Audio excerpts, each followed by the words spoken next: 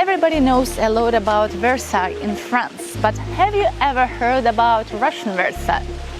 We are right now in Peterhof, which was founded in 1714 by Peter the Great, Russian Emperor. The story started in the early 18th century when Peter visited France and when he saw Versailles with its old fountains and palaces.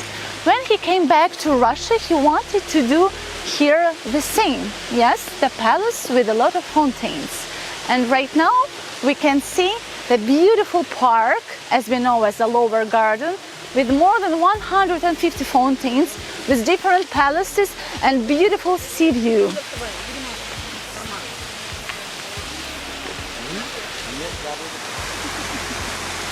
As I told you before, Peterhof was founded in 1714.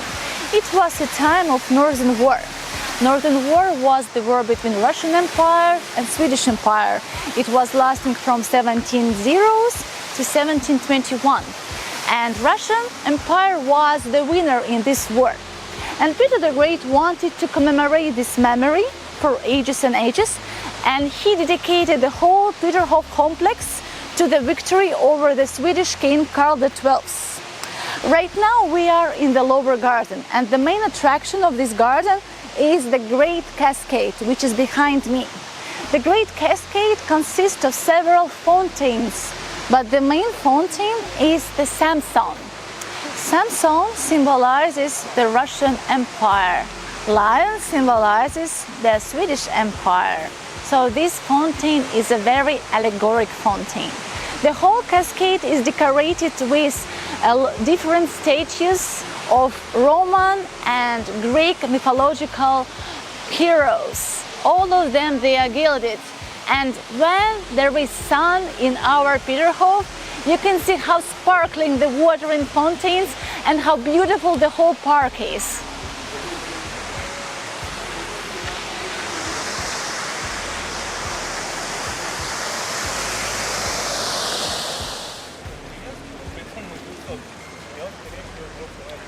Right behind me, over the big cascade, there is the big Peterhof Palace. It was built actually in the 18th century, but the first palace was quite smaller. The first palace was built by Peter the Great, but his daughter, the Empress Elizabeth, decided to make the palace bigger because for her royal court it wasn't enough space. So, in the middle of 18th century, the palace was rebuilt by the famous Italian architect Rastrelli, actually the same who built Winter Palace. And for many years, it was one of the Russian royal summer residences. After the revolution of 1917, the palace was nationalized. And during the Second World War, the whole Peterhof was occupied by Nazi troops who destroyed almost the whole palace. And it was the big labor of the Russian reconstructors who made the palace the same as we can see it right now.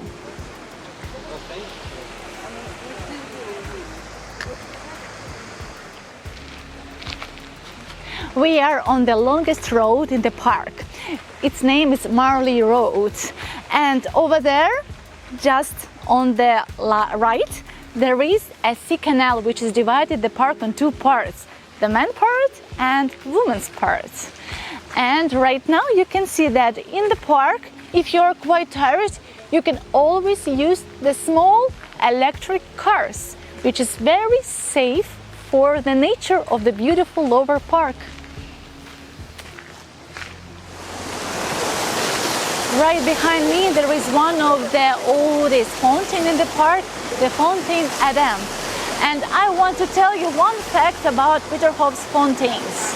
Perhaps the most amazing technological achievement is that the fountains work without using the pumps. The water comes from the reservoirs on the top from the lakes, and they work just because of the differences in height.